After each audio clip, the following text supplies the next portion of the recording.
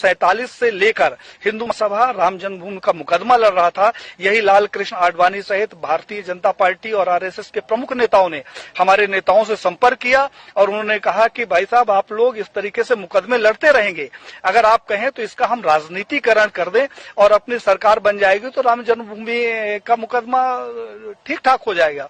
और साहब, हम लोग साइलेंट हो गए, अपनी छाती में इनको बैठाकर पूरे भारत में रथ यात्रा निकाली और उस रथ यात्रा से इकट्ठा हुए 1400 करोड़ रुपए ये लोग डकार गए, जिसका आज हिसाब नहीं है। तो 1400 करोड़ रुपया ये खा गए। हिंदुत्व के नाम पर जो भी प्रखर नेता आगे आता है, कहने के लिए थोड़ा सा बुरी बात है लेकिन कहना जरूरी है, अशोक सिंघल जी को मैंने पत्र लिखा। हमने कहा 1400 करोड़ रुपया जो राम जन्मभूमि का इकट्ठा हुआ कहां गया।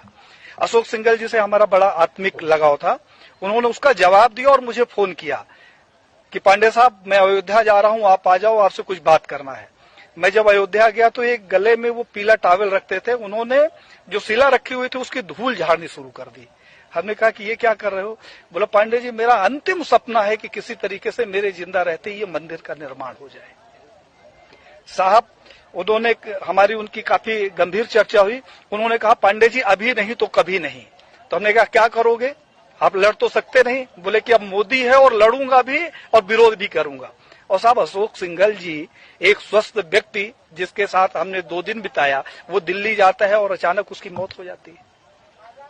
प्रवीण भाई तोगड़िया, जिसके पास जेड कैटेगरी की सुरक्षा हो, जो पेशाब करने बाथरूम में जाता है तो पहले बाथरूम चेक होता है और वो रोड के किनारे लावारिस पड़ा मिले, उसके सिक्योरिटी का पता नहीं और उसका पता नहीं।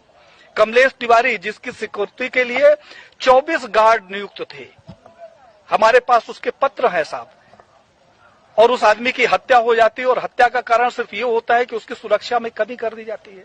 तो बीजेपी के समय में मैंने ये देखा कि जितने हिंदूवादी प्रखर नेता हुए हैं उनकी एक एक करके हत्या कर दी गई। अभी 2 तारीख को हमारे पास लखनऊ से फोन आया